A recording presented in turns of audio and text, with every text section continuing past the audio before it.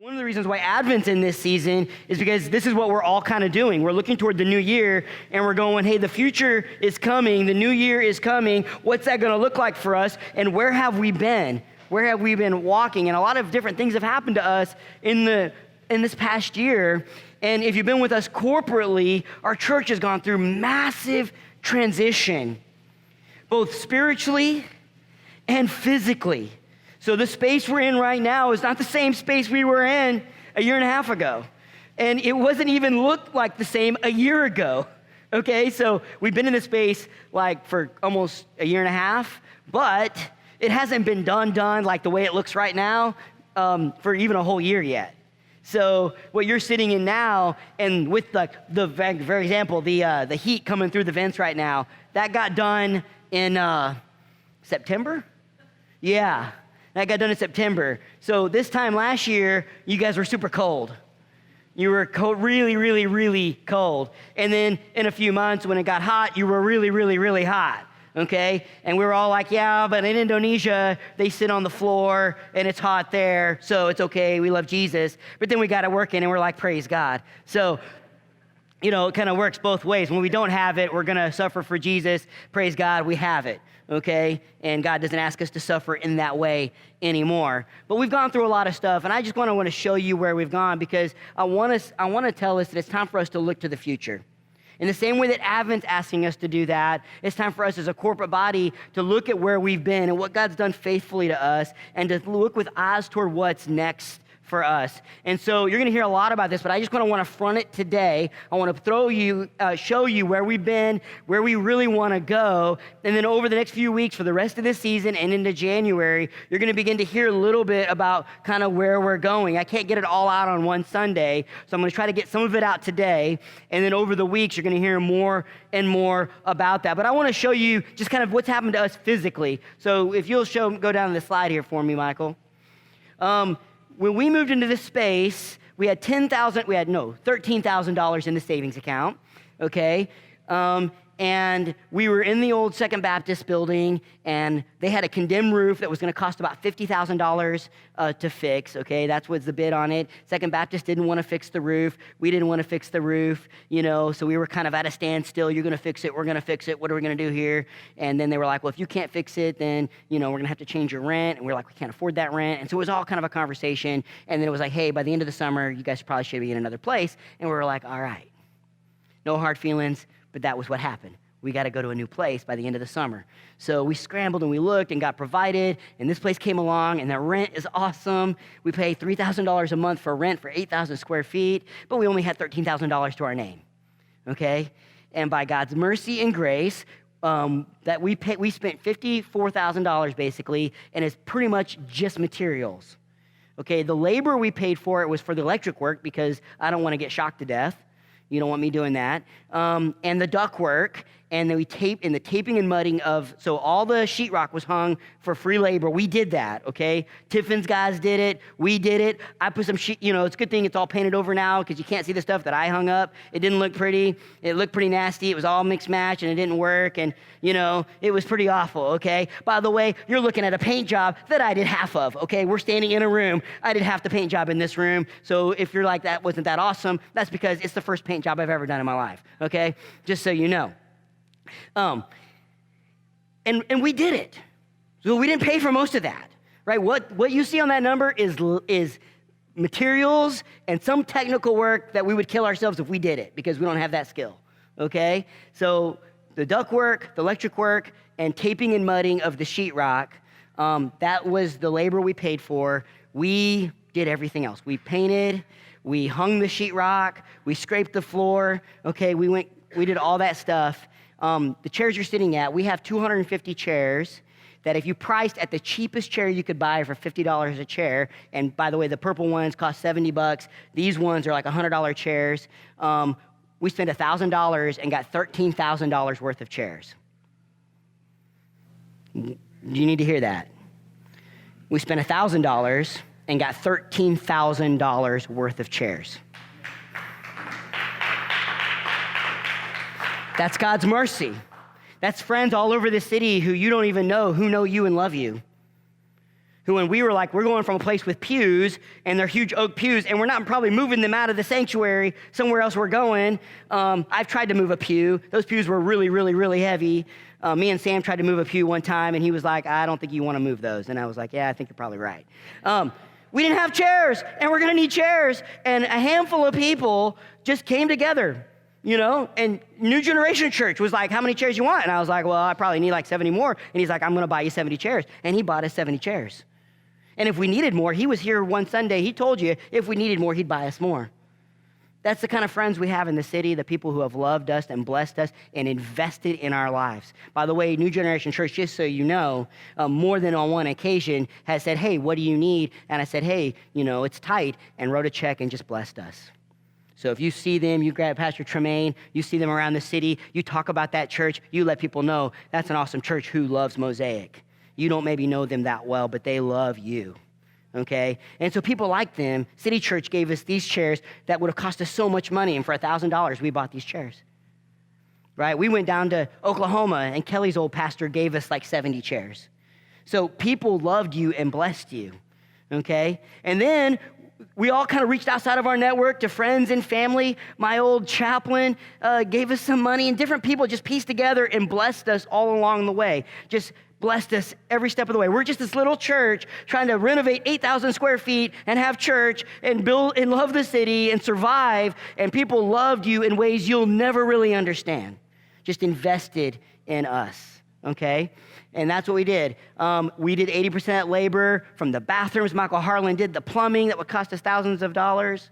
And Lloyd and Sam tore out the floor. Sam built the bathrooms. I mean, just crazy stuff that God used us to do all this in. And here's where we stand. We spent $54,000 on probably a $150,000 project. That's just God's mercy and grace, and we're thankful for that. I want to show you the next slide. Along that way, to pay for the $54,000, we had to take out a $20,000 loan. So in all the scraping we did of pennies and people that blessed us with gifts and all that different stuff, we were at a place where we're like, listen, to pay for materials, we needed a $20,000 loan. Okay? We needed a $20,000 loan. So Lloyd and Leela and I were like, we're the elders of the church. This church has no equity, right? We had we had $13,000 in the bank. We're in the middle of a project. We're doing church. If you remember, we're doing church in here. We're like moving all the junk to one side of the room. We've got no kids ministry in the back. If you're with us, it was a crazy, crazy time, right? And we're like on the ground. There's like no stage. We're doing sound stuff. It's wild. God's merciful. And then as soon as we get done, they're waiting at the door to come in and do more stuff, right? And so we got to a point where we had like no money to buy the materials to do the next part of the project. So we went to the bank.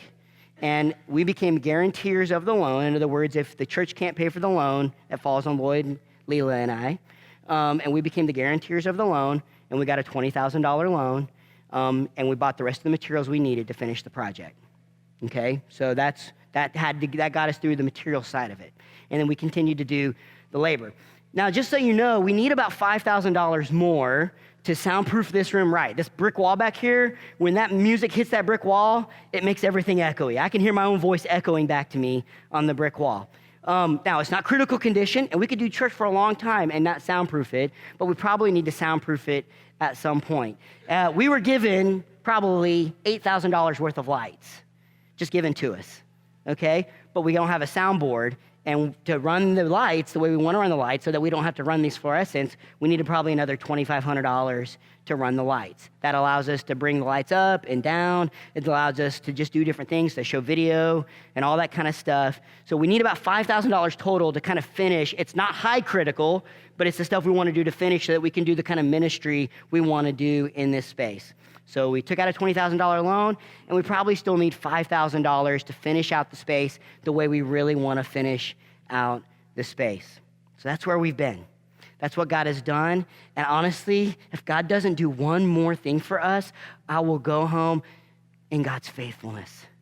Well, I walk through the door. I told Wood, I walk through this building almost every day, and at least one time I slowly walk from beginning to end and around the corner. I look at the ductwork. I celebrate the ductwork. I'm like, God, there's ductwork. That's amazing. That's hung right, and it gets heat and air everywhere. That's awesome, God. You provided that. Every part of this space and our journey as God's taken us is something I celebrate the faithfulness of God. But I also know God's calling our church to step into more. And here's what I don't like. I don't like that we have to manage our money so tightly because of the loan that we're under, and that we can't look more globally or in the city to bless the city as much as we would like. In other words, what I'd like us to do is I'd like us to pay for payroll, I'd like us to pay for rent, and then I'd like us to take our resources and bless the city as radically as we can. And as long as we're kind of in debt, that's always going to be a little bit of a struggle because we're always trying to pay off that debt, right? So here's what we want to do. We want to get into this next ministry season debt-free, building off of our mind, done. We're leveraged to love and bless the city. So here's what we'd like to propose. And I'm going to talk about this a little bit each week, but here's what we'd like to propose. We want to start the new year out. We're going to challenge if 100 people, go ahead, go down to the next slide, go up. If 100 people gave $250 beyond their tithes and offerings between now and January 26th, which comes out to about $31 a week, okay, we would totally pay off the loan, and we'd have the $5,000 to soundproof the wall, fix the lights, and we'd be done, okay? That's $250 beyond our tithes and offerings, which comes out to $31 a week. If 100 adults said, we're willing to do that beyond our tithes and offerings, we'd be at the end of January looking into the new year, debt-free, ready to rock and roll with everything God's given us to bless the city. Now, I want you to also know, and I don't know if I mentioned this, if you go up to the other slide, go back up. Go one more slide up. You need to know we don't have a credit card. We pay for all of our ministry on cash flow. Now, no church I know does that, and no business I know does that. Every business and every church I know has a line of credit.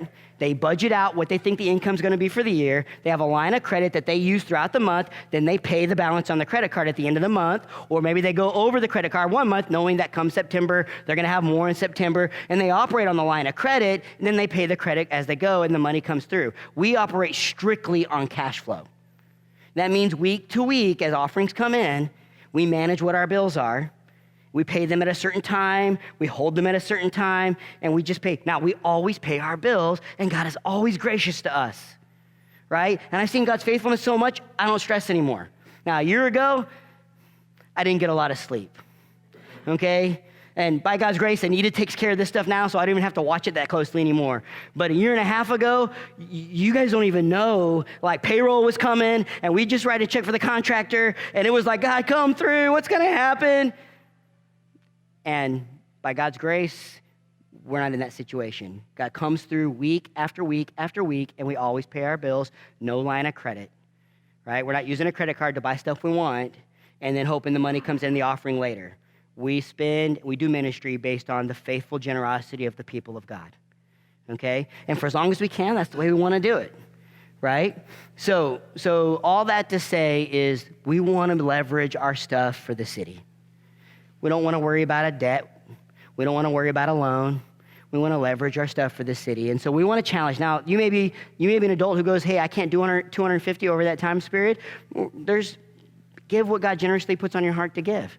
If you can do more, give what God generously puts on your heart to do. We just wanted to break it down so that those of us that say that we're part of Mosaic, that we're part of the mission, and yeah, we don't want to have debt, and we want our resources to bless the city. We're not a big staff church, right? We're a little team, a lot of volunteers, and a lot of work that we just kind of come together and we do it. And so we want to take our resources, and as much as we can, we want to make a global impact. And we don't want to worry about a loan. So that's what I want to encourage you guys to help us with in this next season. So we're kind of a look to the future, kind of what we're calling it, our Look to the Future campaign.